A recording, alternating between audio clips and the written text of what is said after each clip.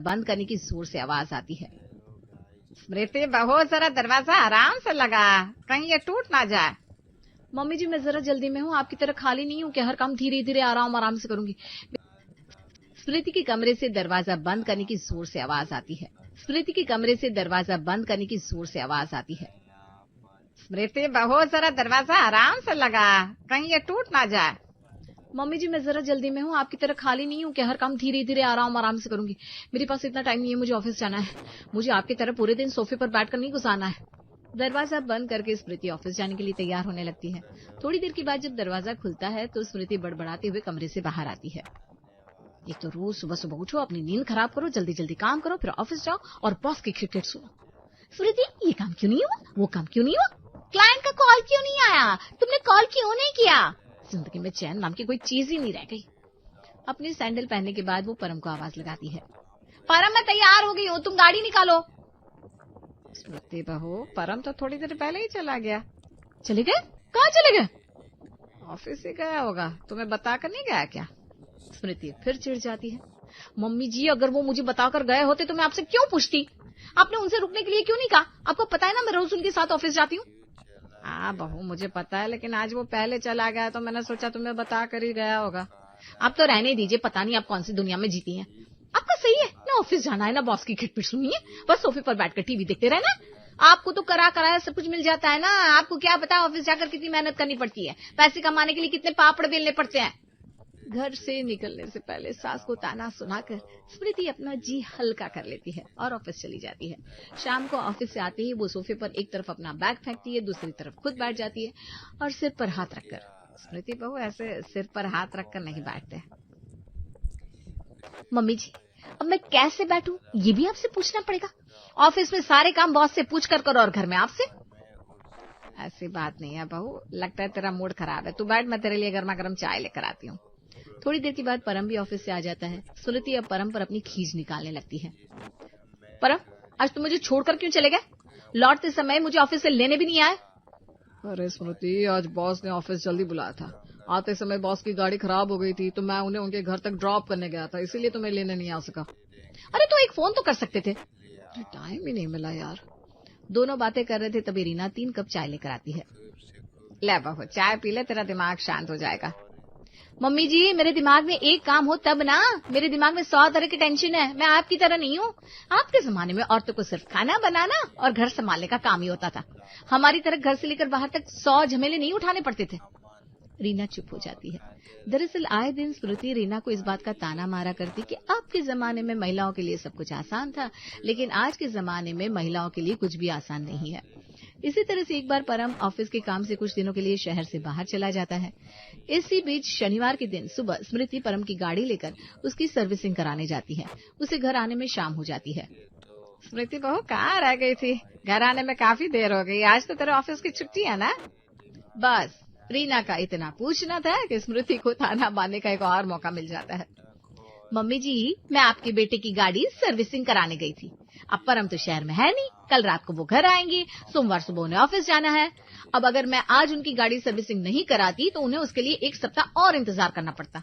लेकिन आप क्या जानो, आपको तो कभी घर से बाहर जाने की जरूरत ही नहीं पड़ी, बाहर के सारे काम पापा जी करते हैं। लेकिन मैं तो आज के जमाने की लड़की हूँ, पति के कंधे से कंधा मिलाकर चलती हूँ, घर के काम भी करती हूँ, ऑफिस का भी करती हूँ और पति का काम भी करती हूँ। दरवाजे पर खड़ी खड़ी स्मृति अपनी सास को अच्छा खासा तानों का डोज देकर अपने कमरे में चली जाती है। हाथ मुंह धोकर फ्रेश होने के बाद जब वो बाहर आती है तो देखती है खाने की टेबल पर 2 प्लेट खाना ढक कर रखा हुआ है। मम्मी जी ये खाना किसका है। बहू तेरा और मेरा खाना है, मैंने सोचा तू आ जाएगी तो साथ में बैठकर खाना खा लेंगे। देखिए मम्मी जी मेरे पास ना बहुत काम रहता है, मुझे इतनी फुर्सत नहीं है कि छुट्टी वाले दिन भी मैं आराम से बैठकर खाना खा लूं। लेकिन आप तो सारा दिन घर में रहती हो, खाली बैठी रहती हो, आप तो समय पर खा लेती।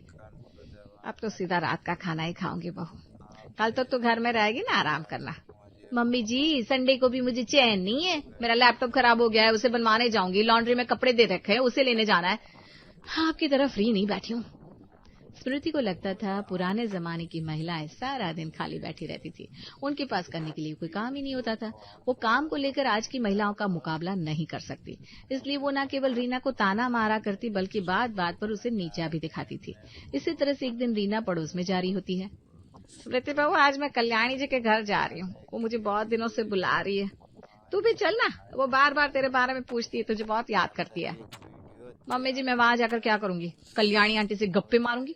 आपको लगता है कि मेरे पास इतना वक्त है कि मैं दूसरों के घरों में जाकर उनके साथ टाइम पास करूं? ये सब आप ही करो। वैसे भी आप लोगों को पड़ोसियों के घर जाकर बैठकर बातें करने की आदत है। घर का काम निपटा लिया, वक्त ही वक्त है, क्या करेंगे? चलो पड़ोसी के घर चलते हैं, इधर उधर की बातें चुगलियां, इसी सब में आप लोगों का टाइम पास हो जाता है ना। मैं ये सब कहाँ कर पाऊंगी? मुझे अभी प्रेजेंटेशन बनाना है, मंडे क्लाइंट को प्रेजेंटेशन दिखाना भी है, बिजनेस उठाना है। तभी तो मुझे ऑफिस में बेस्ट परफॉर्मेंस का अवार्ड मिला है, लाखों की सैलरी मिलती है। तानों की लंबी लिस्ट सुनने के बाद रीना चुपचाप कल्याणी के घर चली जाती है और स्मृति लैपटॉप पर अपना काम करने लगती है। दूसरे दिन ऑफिस से घर आने के बाद स्मृति रीना के आगे अपना रोना रोने लगती है। इतनी मेहनत से मैंने प्रेजेंटेशन बनाया, लेकिन क्लाइंट को पसंद ही नहीं है। ऑफिस वालों को तो बस काम चाहिए, वो भी उनकी मर्जी का। इतना क्यों टेंशन ले रही है बहू? ऑफिस के काम में ये सब चलता रहता है, तो घर में ऑफिस का टेंशन छोड़ दे, फ्री माइंड रहा कर। आपको क्या पता मम्मी जी, मैंने अपना सारा संडे बर्बाद करके इस काम को पूरा किया था। आप तो अपना सारा संडे सोकर गुजारती होंगी। आपने कभी संडे में रातों को जाग जाग कर काम किया होता ना, तो आपको इसका दर्द पता होता। स्मृति अपनी सास को जितने मैंने अपना सारा संडे बर्बाद करके इस काम को पूरा किया था। आप तो अपना सारा संडे सोकर गुजारती होंगी। आपने कभी संडे में रातों को जाग जाग कर काम किया होता ना, तो आपको इसका दर्द पता होता। स्मृति अपनी सास को जितने ताने मारा करती थी, उसका जवाब उसे मिल जाता है, लेकिन कैसे? दरअसल होता यह है कि एक दिन अचानक स्मृति पिछले जमाने में पहुंच जाती है, यानी कि 70-80 के दशक में, अपनी सास रीना के जमाने में, जहां स्मृति ज्वाइंट फैमिली में रहती है। उसके साथ उसके सास ससुर, चाचा ससुर का परिवार, देवरानी जेठानी सब रहते हैं। स्मृति देखती है कि उसके पति परम के पास जॉब नहीं है, वो जॉब की तलाश में बाहर गया हुआ है। शाम को परम जब घर आता है तो निढाल होकर बेड पर गिर जाता है। स्मृति पानी का ग्लास लेकर परम के पास जाती है। क्या बात है परम, आपकी तबीयत तो ठीक है ना? बहुत थक गया हूँ स्मृति, बाहर इतनी तेज धूप है, उस पर से पैदल चल चलकर आज 3 जगह इंटरव्यू देने गया। काश मुझे जॉब मिल जाती तो मैं गाड़ी ले लेता। गाड़ी की छोड़ो, हॉस्टल से बच्चों का फोन आया था, उनकी 2 महीने की हॉस्टल और स्कूल की फीस भरनी है। काश यार तुम भी जॉब कर पाती, मेरी थोड़ी हेल्प ही हो जाती। आप तो जानते हैं ना, मैं सिर्फ 10वीं तक पढ़ी हूँ। आगे पढ़ना तो बहुत चाहती थी, लेकिन पापा ने शादी करा दी। अब मुझे कौन काम पर रखेगा? ज्यादा से ज्यादा किसी दुकान में सेल्स गर्ल की जॉब कर सकती हूँ। नहीं स्मृति, पापा तुम्हें ऐसी जॉब नहीं करने देंगे, और फिर चाचा जी चाची जी मुझे ताने मारेंगे कि खुद तो कुछ कर नहीं पाया और बीवी की कमाई खा रहा है। दोनों पति पत्नी बातें कर रहे होते हैं, तभी बाहर से स्मृति की सास उसे आवाज लगाती है। स्मृति, अरे कहाँ रह गई? कमरे में जाकर सो तो नहीं गई? आई माँ जी। स्मृति अपने कमरे से बाहर आती है। ये तूने क्या हाल बना रखा है? क्या हुआ माँ जी, मैं बिल्कुल ठीक तो हूँ। क्या ठीक हूँ? तेरे सिर का घूंघट कहाँ गया? घर में तेरे पापा जी, तेरे चाचा जी, चाची जी सब रहते हैं, तो यहाँ अकेली नहीं रहती है? बड़े छोटों का लिहाज करना होता है। गलती हो गई माँ जी। स्मृति फौरन अपने सर पर पल्ला रखती है। आज रात के खाने में कढ़ी चावल, आलू गोभी की सब्जी और पूरी बना ले। ठीक है माँ जी। स्मृति रसोई में जाकर डब्बे से बेसन निकालती है, तभी वहाँ उसकी चाची सास आती है। बेसन से क्या बनाने जा रही है स्मृति बहू? चाची जी, माँ जी ने कढ़ी बनाने के लिए कहा है। बेसन की कढ़ी कौन खाएगा? तू तो जानती है हमारे घर में बेसन की कढ़ी कोई नहीं खाता, सब चना दाल की कढ़ी खाते हैं। लेकिन चाची जी, चना दाल मैंने भिगो कर नहीं रखा था, माँ जी ने तो अभी कहा कढ़ी बनाने के लिए। कल रात कह देती तो मैं चना दाल भिगो कर रख देती। तो अभी कुकर में उबाल ले। ठीक है चाची जी। स्मृति कढ़ी बनाने के लिए चना दाल को पहले कुकर में उबालती है, उसके बाद उसे सिलबट्टे पर पीसना शुरू करती है। बड़ा परिवार होने के कारण उसे कढ़ी बनाने के लिए काफी सारा चना दाल पीसना पड़ता है, जिसे पीसते पीसते स्मृति के पसीने छूट जाते हैं। मेरी तो हालत खराब हो गई, दोनों हाथों में दर्द हो रहा है। अभी तो पूरा खाना बनाना बाकी है। लेकिन चाहे कुछ भी हो जाए, काम तो उसे सारे करने थे, और वो भी बड़ी मेहनत मशक्कत से। सबके लिए खाना बनाकर, सबको खिलाकर जब वो सोने जाती है। कहाँ चल दी बहू? माँ जी, सोने जा रही हूँ। और ये बर्तन कौन धोएगा? माँ जी, मैं कल सुबह सारे बर्तन धो दूंगी। ठीक है, तुझे आराम प्यारी है तो जा आराम कर, बर्तन मैं धो लूंगी। तुझे तो पता है कि रात को किचन झूठा नहीं छोड़ते, लेकिन भाई तुझे तो तेरा आराम पसंद है। रीना चुपचाप बर्तन धोने लगती है, तभी उसके पति यानी कि स्मृति के ससुर वहाँ आते हैं। अरे रीना जी, ये क्या कर रही हो आप? बर्तन धो रही हूँ। घर में बहू के होते हुए भी बुढ़ापे में ये सब करना पड़ रहा है। क्यों, स्मृति बहू को क्या हो गया? उससे कहो वो बर्तन धोएगी, आप छोड़ो, हटो यहाँ से। और स्मृति को ना चाहते हुए भी बर्तन धोने पड़ते हैं। माँ जी आप जाइए, जाकर सो जाइए, बर्तन मैं धो लूंगी। स्मृति बर्तन धोकर किचन से बाहर आती है तो उसका देवर रमित उसके पास आता है। भाभी 1 कप कॉफी बना दो ना। उसकी ननद रिया भी 1 कप कॉफी की डिमांड कर देती है। भाभी 1 कप कॉफी मेरे लिए भी। सुबह से रात तक इनकी फरमाइश खत्म नहीं होती, जैसे मैं कोई रोबोट हूँ। कॉफी बनाकर देवर ननद को कॉफी देने के बाद जब स्मृति अपने कमरे में जाती है तो उसके फोन की घंटी बजती है। वो फोन उठाती है। उधर से उसका बेटा सौरभ बोलता है, मम्मी मैं कब से तुम्हें फोन कर रहा हूँ, तुम अपना फोन क्यों नहीं उठाती हो? सौरभ बेटा मैं किचन में थी, सॉरी बेटा, बताओ तुम कैसे हो? मैं ठीक हूँ मम्मी, तुम ये बताओ हमारी फीस के पैसे कब भेज रही हो? अरे बेटा वो तो तेरे पापा बताएंगे। पापा कहाँ है, उनसे बात कराओ। वो सो गए हैं, मैं कल तेरी बात करा दूंगी। ठीक है, पापा से कह देना इस महीने हमारी फीस भरनी बहुत जरूरी है, नहीं तो उसको इसे नाम काट कर हमें घर भेज देंगे। सौरभ फोन रख देता है। अगले दिन स्मृति परम को ये बात बताती है। यार मैं पैसे कहाँ से लाऊं? तो पापा जी मम्मी जी से मांग लो ना। तुम जानती हो स्मृति कि पापा के पास जो पैसे है वो उन्होंने रिया की शादी के लिए रखे हैं। उस समय स्मृति को ऐसा लगता है काश वो भी पढ़ी लिखी होती और नौकरी कर रही होती तो आज ये दिन देखना नहीं पड़ता। वो अपनी अलमारी से अपने सोने का एक सेट लेकर आती है। ये सेट बेच दो। लेकिन स्मृति कोई बात नहीं परम, आखिर गहने इसी दिन के लिए तो होते हैं जो हमारे बुरे वक्त में काम आए। कल को आपकी नौकरी लग जाएगी तो मेरे लिए नया सेट ले लेना। परम बहुत हिचकिचाते हुए स्मृति का सोने का सेट लेता है और उसे बेचकर बच्चों को पैसे भेज देता है। कुछ दिनों के बाद उसकी जॉब लग जाती है, लेकिन परिवार बड़ा होने के कारण परम के सारे पैसे फैमिली के ऊपर खर्च होने लगते हैं। वे लोग अपनी सहूलियत के लिए पैसे खर्च ही नहीं कर पाते। एक बार की बात है, पूरा परिवार किसी रिश्तेदार के यहाँ शादी में शहर से बाहर गया हुआ था। परम आज घर में कोई नहीं है, चलो ना हम कहीं घूम कर आते हैं। हम एक दूसरे के साथ घूमने का मौका ही नहीं मिलता, आज कितने दिनों के बाद मौका मिला है।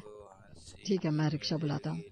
अरे रिक्शा बुलाने की क्या जरूरत है, चलो मैं भी तुम्हारे साथ नुक्कड़ तक चलती हूँ, वहीं रिक्शा मिल जाएगा। ठीक है चलो। स्मृति और परम घूमने के लिए निकल जाते हैं। दोनों नुक्कड़ तक जाते हैं जहाँ कुछ रिक्शे वाले खड़े होते हैं। भैया पान बाजार चलोगे? हाँ भैया चलेंगे, 150 रुपए लगेंगे। 150 रुपये? क्या भैया पान बाजार इतनी दूर थोड़ी ना है, 80 रुपये ले लो। 80 रुपये में नहीं हो पाएगा, आप कोई और देख लो। परम कई रिक्शे वाले से पूछता है लेकिन कोई जाने के लिए तैयार नहीं था। रिक्शे वालों से पूछते पूछते वे आखिर बाजार तक पहुंच जाते हैं। परम मैं तो बहुत थक गई हूँ, घर वापस चलो। आज हमारे पास अपनी गाड़ी होती तो हमें रिक्शे वालों का मुंह नहीं देखना पड़ता। बाजार नहीं घूमोगी? नहीं, अब और हिम्मत नहीं है। परम घर जाने के लिए बड़ी मुश्किल से एक रिक्शा करता है, वो भी 150 रुपए में। दोनों घर जा ही रहे थे कि परम के पास रीना का फोन आता है।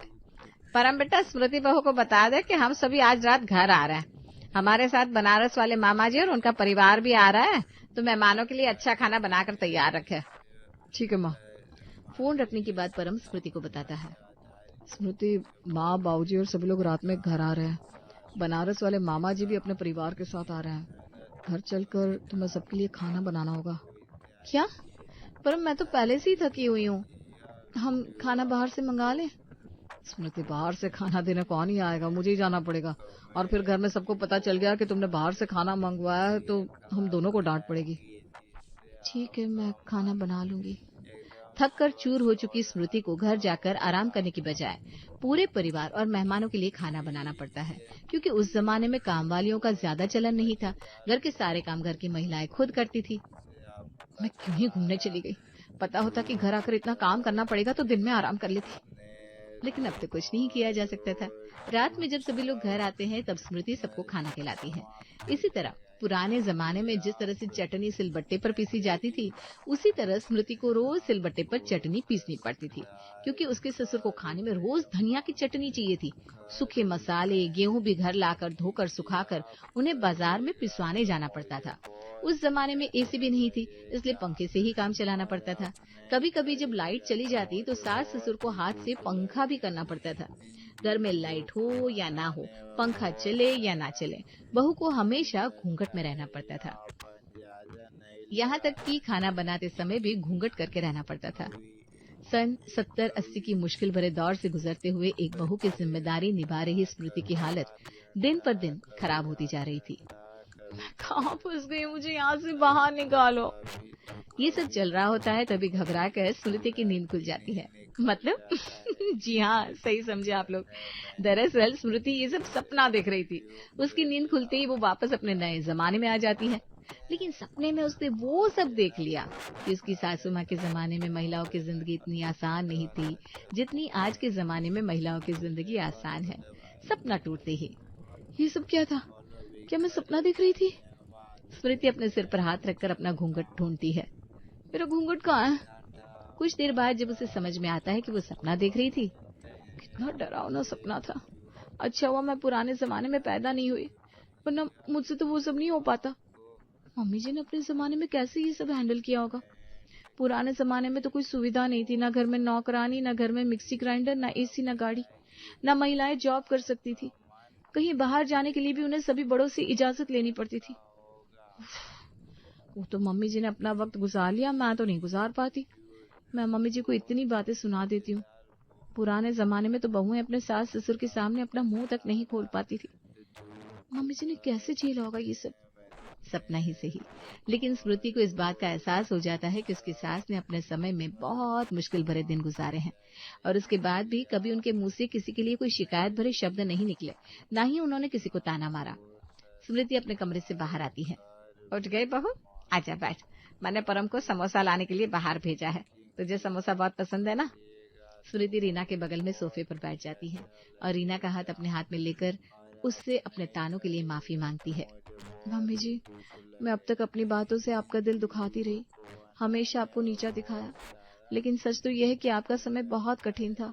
उस दौर में भी आपने घर का पूरा काम किया, पूरा परिवार संभाला, परम को भी पढ़ाया लिखाया, इन्हें अपना पूरा वक्त दिया, पापा जी की हर मुश्किल घड़ी में उनका साथ दिया। ये बहुत बड़ी बात है। रीना स्मृति का माथा चूम लेती है। स्मृति बहू, हर जमाने में कुछ हल्के और कुछ कठिन वक्त होते हैं। हमें बस हर वक्त में एक समान रहना चाहिए, अपना संतुलन बनाए रखना चाहिए। यही एक सुलझे हुए इंसान की पहचान है। और तुम मुझसे माफी मत मांग। चल, आज हम बाहर डिनर करने चलते हैं। पहले समोसा तो आ जाए। स्मृति और रीना